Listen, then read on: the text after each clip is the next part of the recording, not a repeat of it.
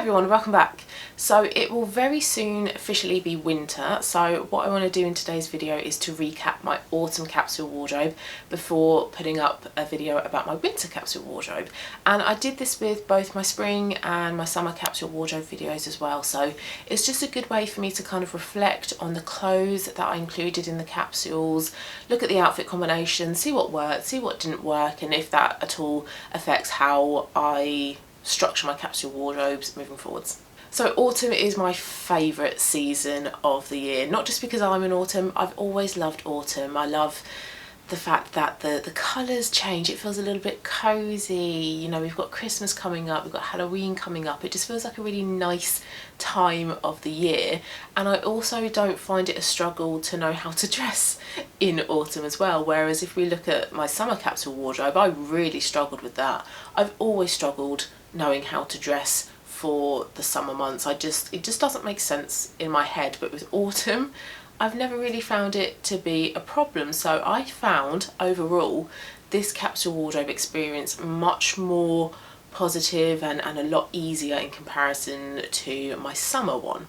I felt like I wasn't lacking in gaps in terms of the clothes as well. I felt like I had enough. I didn't have, you know, too few items, and I also wasn't overwhelmed with the number of items as well. I think I had a nice kind of like sweet spot in regards to the number of items that were in that capsule, and I really liked the colours as well. So how I've structured these capsule wardrobes is that I've taken each of the 4 sub-seasons within the House of Colour system and assigned them to a different season throughout the year. So the spring capsule wardrobe was all about the soft autumn colours, summer was vibrant, winter will be the dark or the blue autumn, and then autumn was autumn leaf or true autumn colours, because that's what I just think of when I think of autumn. And I think a lot of us do that as well. When we think of autumn, we think of burnt oranges, rusts, mustard yellows, lots of different shades of green, and I wanted that to be reflected in the clothes. And I think looking at, I have my album on my phone here, looking at a lot of the colours in the outfits, I've managed to do that pretty well. So with my neutrals were getting a little bit darker, so I did have a bit of beige in here, which I didn't quite like, but I will come on to the outfits that I wasn't that keen on. But typically the neutrals were that bit darker, so chestnuts and tans, a little bit of dark brown in there, and then the accent colours were those stereotypical autumnal colours, so like some of those greens and the rusts and the camel's a neutral, a little bit of mustard yellow in there as well.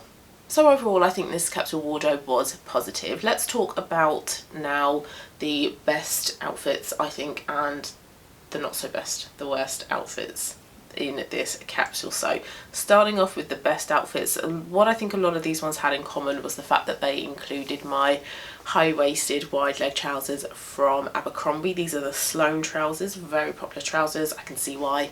Really flattering, really comfortable.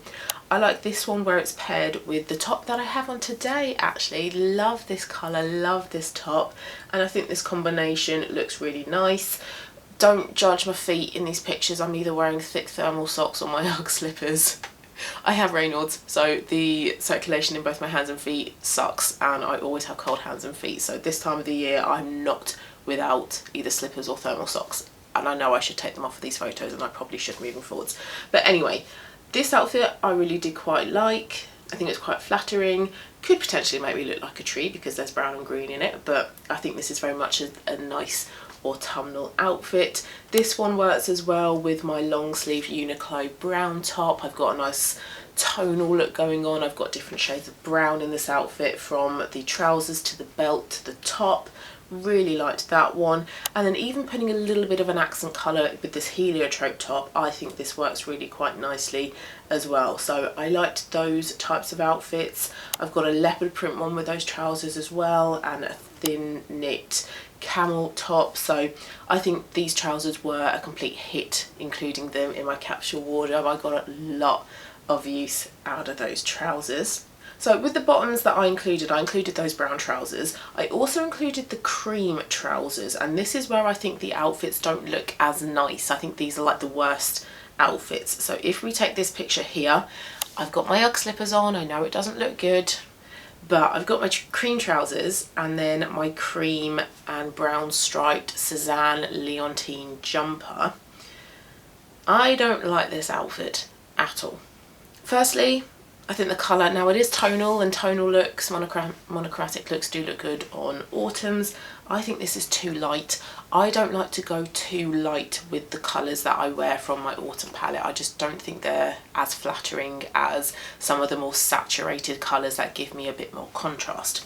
So I think we've got contrast lacking in this outfit. It's too slouchy, it's too oversized, it's too relaxed. I've got an oversized top on, I've got oversized bottoms on, and I think I need a bit more structure in this outfit. And I think moving forwards, if I was to do another autumn capsule wardrobe, I would not include those cream trousers, because for me they're too light. Some people like to go lighter at this time of year because it feels dark and we want to have that bit of lightness and freshness, but for me, I quite like leaning into those darker colours. I would prefer to keep these cream trousers for spring and summer. I think it works a lot better. Now with this top, this Leontine jumper, I've actually sold this. I put this one up on Vinted and somebody bought it. I did really like it when I first got it, but looking at photos of myself wearing this jumper with a lot of bottoms that I've worn as part of these capsule wardrobe videos, it doesn't quite work. I think it's too oversized. I'm not sure if the stripes are that flattering on my body shape. There's just something that feels off with this jumper, which is a shame, because when I first bought it I loved it. I thought, wow, this is so me, so comfortable, really flattering. But it's not until you look at pictures that you go, oh, actually something isn't quite working here. So I did decide to sell that one, so hopefully the buyer has gotten good use out of it and will continue to get some good use out of it. And actually, even when I pair it here with the dark brown Sloane trousers, again, it still doesn't work. And I've also worn it with the jeans, and I've worn it opened. It looks better because I've got something a bit more structured on the bottom, but again, it still doesn't look quite right. I don't think I'm cool enough for this. I don't have that like French girl coolness to me. So yeah, I'm not regretting selling that one. I do hope the buyer gets a lot of use out of it. Another top as well, I will just mention that I have sold, was another Cézanne top. This is the Marinière Colette. Is it Colette? I went really high pitched then. The striped top. I used to love striped tops. That was very much part of my personal wardrobe. But a similar thing has kind of happened since being on this style journey. I think I've realised that stripes don't quite work for me. I'm not sure what it is about it, but I'm looking at this photo here of me wearing it with the jeans. It doesn't quite work. I think it looks too relaxed, too casual. I think I need something a bit dressier, and again, I'm not cool enough to pull clothes like this off. So that is another one that I sold on Vinted. So again, I hope that the buyer gets a lot of use out of it. So more outfits with the cream trousers. It works better with this thin knit from Uniqlo, works nicely with the brown top also from Uniqlo, and then my top from, where's this from? Kettlewell. But I do still think that these trousers are far too light to have a place in my autumn capsule wardrobe. I've been really enjoying my knitted camel skirt. I really love that. It is super comfortable. I think it's flattering on me, and also it's a great colour, and it helps to kind of make my outfits look a little bit dressier, but without feeling a bit dressier, because it is so comfortable. It looks like I've put in that bit more effort, and I really do love that. It looks really nice with, again, this top here, and also with my thin knit. I've gone for a tonal look with that one, and then I've worn my Cézanne cardigan open with this, and I think this is a really romantic look. I think I have a hair oil mask in this photo, so I need to get a lot better at taking photos of myself in outfits next year. I really do. But I just think this is a lovely way to add a bit of femininity and a bit more kind of like glamour, but in a very comfortable way into my outfits, and I really do love that skirt. And I love it so much that I bought pretty much the same one but with a thicker waistband in a dark brown, and I've been wearing that one a lot as well. So yeah, becoming a bit more of a skirt person at the moment. And then with the accessories, been wearing my Cézanne belt as well, been wearing that one a lot, been wearing my, where is this one from, my Arquette belt as well. I like having the thicker belt for more relaxed outfits, but then the thinner belt helps to kind of elevate the outfits a little bit. So where I've got it on with this camel skirt again, I feel like this just adds a nice little bit of something extra into the outfit. If I was to wear it with the chunkier belt, I don't think it would look that good.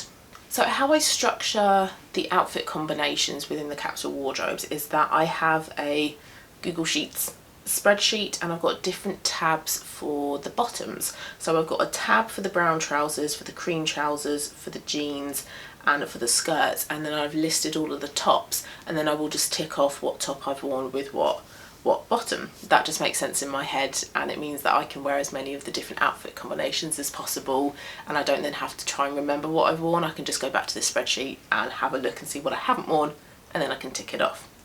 So I have worn most of the combinations with the brown trousers, most of the combinations with the cream trousers, same thing with the jeans, and same thing with the knitted skirt. However, I also included 2 other skirts in this capsule wardrobe. I included a ruched skirt in a dark ginger shade from Kettlewell. Lovely skirt, really flattering, really comfortable, and again a nice sort of like feminine, glamorous bit of clothing within my wardrobe. I also included as well a midi length leopard print skirt. However, I haven't worn these 2 skirts at all.